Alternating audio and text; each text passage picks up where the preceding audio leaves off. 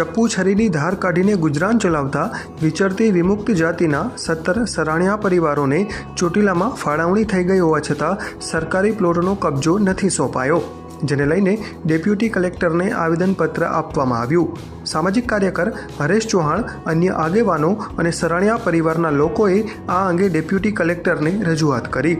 તેમના જણાવ્યા પ્રમાણે વિચરતી અને વિમુક્ત જાતિના 17 સરાણિયા પરિવારોને સ્થાયી વસવાટ માટે ચોટીલામાં વર્ષ 2020માં સરકાર દ્વારા પ્લોટ ફાળવવામાં આવ્યા હતા, જેની કબજા પાવતી પણ 2022માં આપવામાં આવી હતી.